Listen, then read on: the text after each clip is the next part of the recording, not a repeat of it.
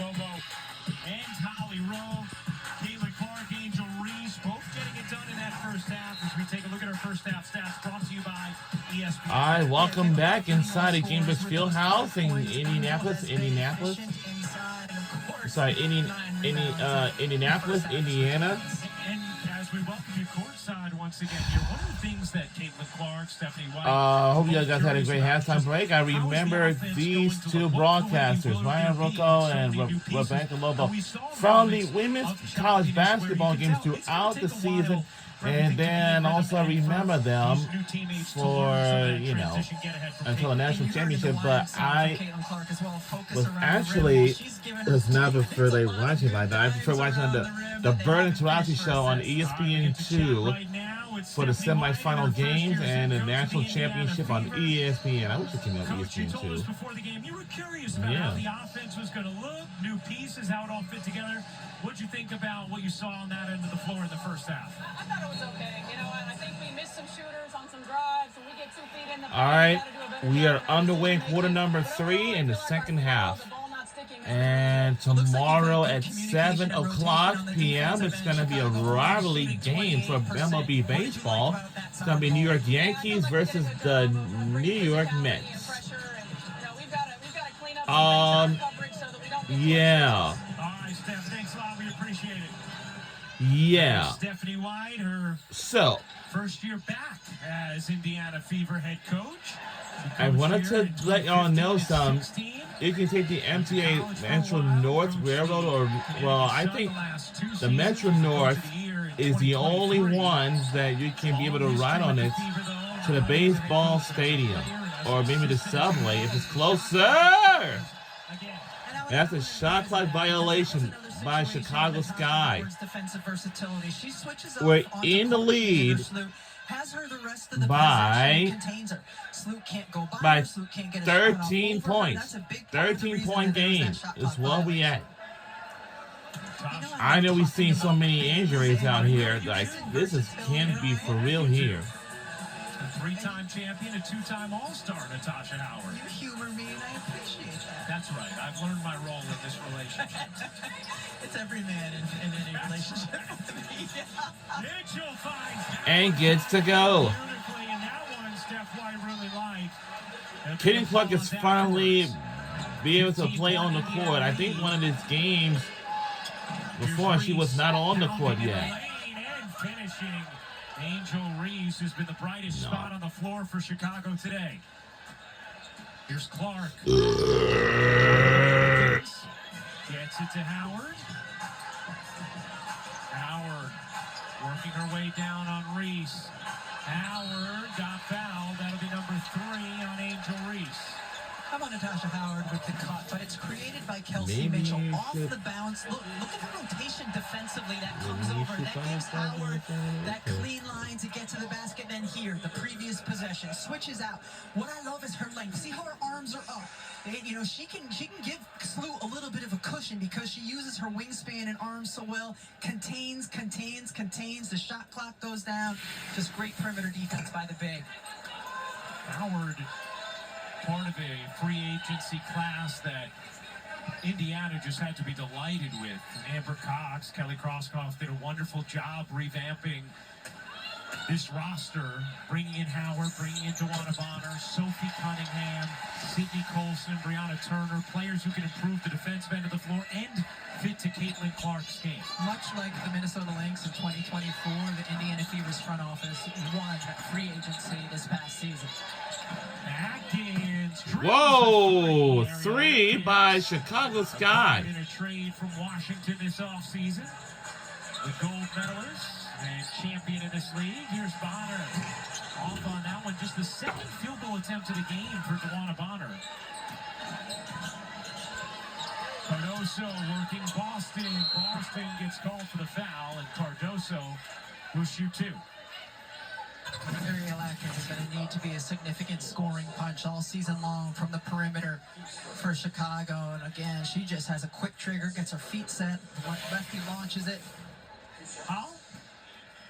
Well, Ariel Atkins has been an all-star. She's been an Olympian, but her coach, Tyler Marsh, told us earlier today she's not a finished product yet, and she agrees. She thinks there's more that Tyler Marsh can pull out of her game. She's worked in her career on being a three-level scorer. You just saw her there with the three. She's been so good in the mid-range for the Washington Mystics, but she said this year she's also focusing on getting to the hoop more, see her more around the rim, but she's somebody that's got to score more for them to be successful. And one of the things I think is really exciting for all these players in Chicago, Holly, is working with Tyler Marsh, who's been an elite player development coach in the NBA as well as the WNBA, the G League as well. And it was interesting talking with Tyler earlier today. We were asking, you've been an assistant for a long time, different roles between these leagues. How are you feeling first game as a head coach? And he said, I'm actually less nervous than I was expecting because I just feel so confident in the way I was prepared. By Tyler Marsh is their new head coach. This is his first season. But the other coaches that we had, off to Boston, a whole team or organization has fired. And Mitchell couldn't finish the layup on a gorgeous delivery from Boston. Nurse's three missed it. Oh. Rebound Clark, her fifth. Here's Clark spinning, bouncing. And count it! Lays it in on a delectable dime from Caitlin Clark.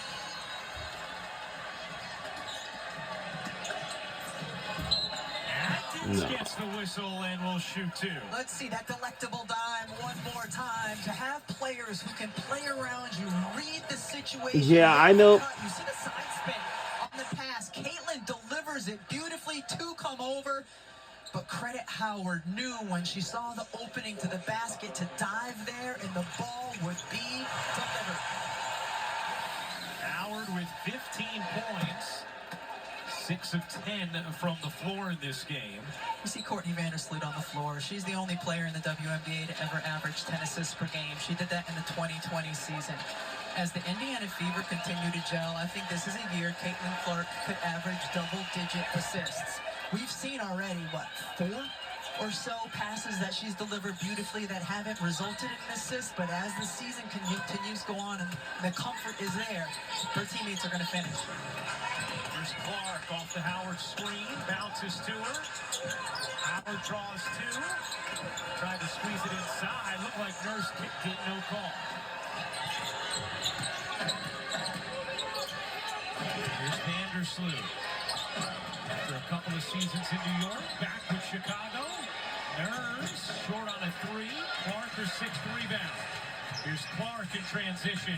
Nice five, and Bonner can't lay it in. There's one of those opportunities you were talking about. A great look on the interior. Bonner just didn't quite have enough on it. Sometimes it's just the timing. The pass is delivered beautifully. Bonner's looking for it. 1-2. You got to get your steps right. She wasn't quite there to finish it, but again, that's not the norm for DeWanna Bonner. In a typical situation, she's going to be finishing those. And Stephanie White talked about kind of getting her back in flow and especially adjusted to a new team. Here's Boston. Takes the jumper, rumbles inside, and drops it in. Aaliyah Boston in double figures. She has 10. She's used her balance and footwork really well against the bigger Cardoso. Reese spinning, couldn't pop it in. The old board, no. Another chance stripped away by Clark.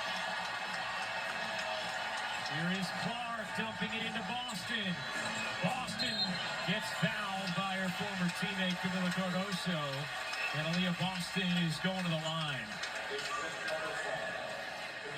Angel Reese remains relentless on the offensive glass, and after a couple of opportunities, Caitlin Clark able to get in and just smartly poke the ball away and push the other way as well. They credited Caitlin with a block on that. That was a steal. No, I agree. She has 4 blocks now. Meanwhile, Angel Reese has 12 rebounds. Hey, stay tuned for our next WNBA broadcast, June 3rd on ESPN as Arike Gumbuale.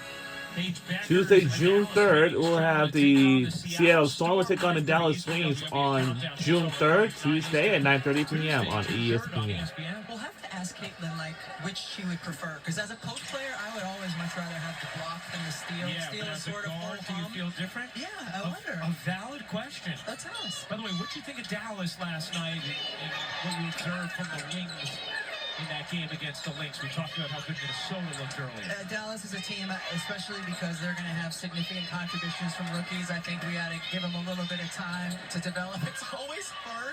Nice drive there and finish. It's always hard when your first game is against one of the best defensive teams in the league, and that's what the Lynx are. I thought Paige Beckers was solid. I thought she had a solid first game. Clark looking to shake Vandersloot. Step back is good. Yes. Get to go.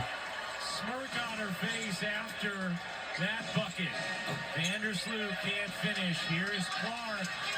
Clark racing ahead. Sips it to Bonner. Spinning. Wanted a whistle, didn't get it.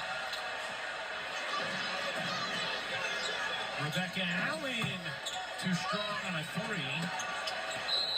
And look out. Caitlin Clark pushes Angel Reese. And Angel Reese. What is going on? Oh my God. Oh. Afterwards has something to say as Uh-oh. walks away. What is going on? Something's getting chippy out there. Increased eyeballs, energy, and attention. What is going on? Seriously. Clark and Angel Reese is still going after Caitlin Clark. All right, let's see this again. I ain't never seen anything like this before. As soon as you saw Angel Reese wide open, you knew. Oh my God. Clark was gonna come in Oh. and take that foul.